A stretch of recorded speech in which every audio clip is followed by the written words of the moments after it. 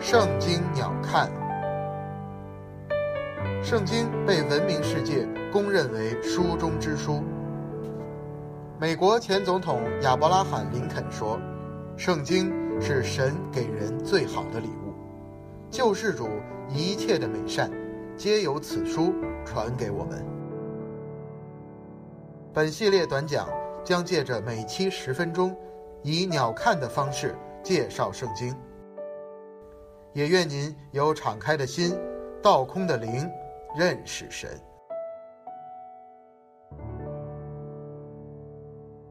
各位弟兄姊妹，各位朋友，大家好。今天我们来进入路德记。路德记短短4章的故事是发生在士师秉政的时代，是与士师记的前半段同一时期，所以可以说是士师记的附录。然而路德记所记述的与士师记所记述的形成鲜明的对比。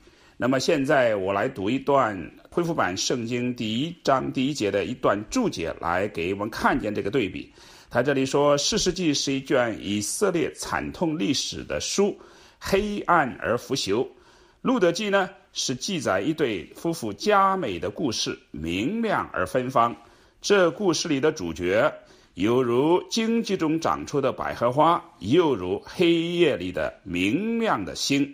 那么这卷书可以看见是何等美妙重要的卷书。路德记的重要性乃是在于它是连于基督的。事实上，路德记是基督家谱中的重要部分。我们知道新约圣经开始于基督的家谱，而这个家谱呢，是关于基督成为肉体的记载。路德就是路德记的主角之一。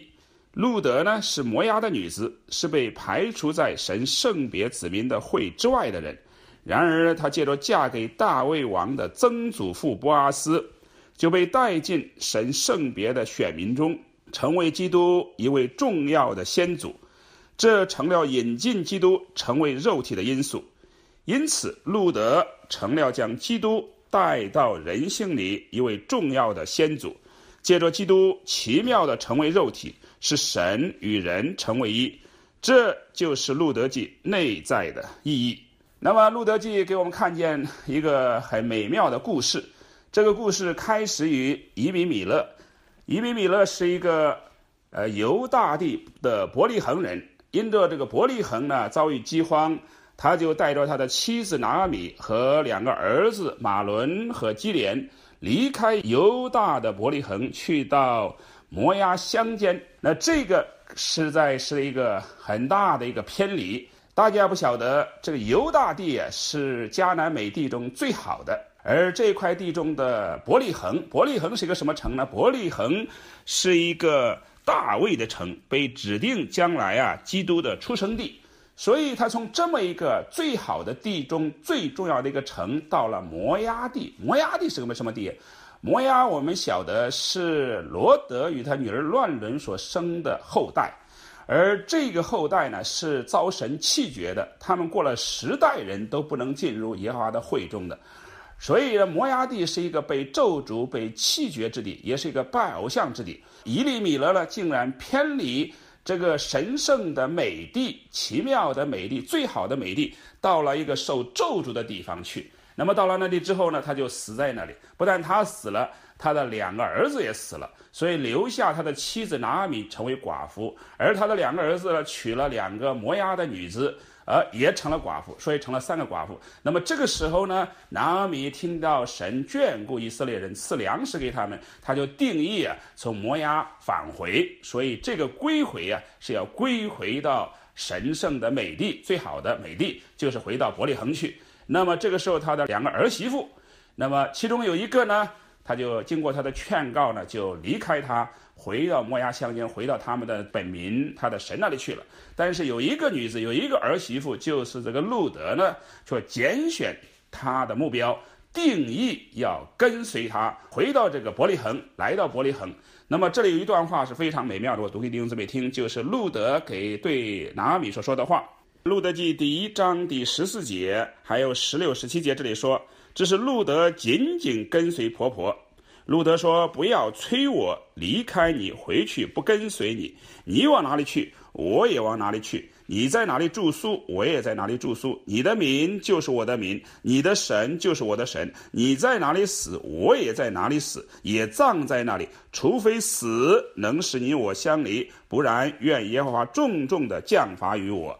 这里就给我们看见路德的坚定的拣选和他的定义，要跟随他的婆婆回到连于神圣别的选民以色列人，也就连于了他们所敬拜的独一的真神。那么就来到了这个圣地，回到了那个伯利恒。那么回到伯利恒，第2章就给我们看见路德使用他的权力，在这个麦田里拾取麦穗，而那个麦田呢，正是波阿斯一个非常富有而且非常慷慨的这样一个大卫的曾祖父的田里拾取麦穗。那么借此呢，就认识了这个波阿斯。那么后面第3章啊，就给我们看见路德寻得到他的安息。所以路德不但使用他的权利来享受每一地丰富的出产，他还需要一个家使他得着安息，而这样的安息呢，只能借着婚姻而得。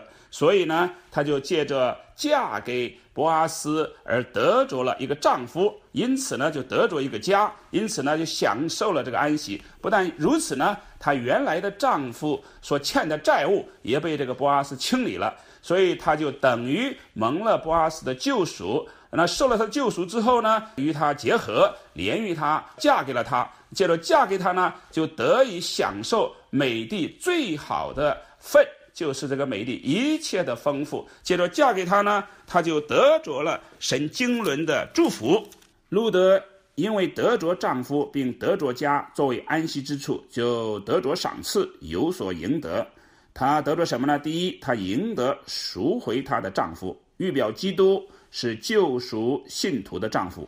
第二呢，路德有能干的波阿斯清偿他已死丈夫所负的债，预表信徒有基督这全能无所不能的救赎主所救赎，脱离他们救人救丈夫的罪。第三，路德成为基督家谱中重要的先祖，带进大卫的王室，为着产生基督。这指明路德所赢得的是包罗万有、延展无限的，使他有地位、有资格将基督带到人类中。因此，在将基督带到地的每一个角落这条线上，这条连线上，它是重要的环节。最后呢，路德也延续神所创造的人类这条线，使基督能成为肉体。借着波阿斯与路德，基督成为肉体的这条人类的线得以延续。从这个故事我们看见，路德是一个外邦人，甚至是摩押女子，但是呢，他能借着与一位将他赎回的圣别选民连结，竟然连于神圣别的选民，并成为承受者，有份于神圣的产业。这不仅是一个预表，更是一个完整的表号。说到外邦的罪人借着基督的救赎与他连结，而与神的选民以色列一同被带进神的产业。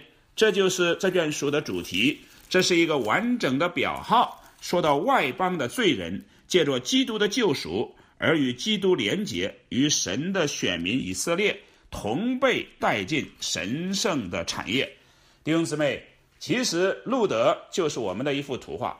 路德是一个摩押女子乱伦的后代而生的，受神弃绝、被咒诅的人，也是拜偶像的人。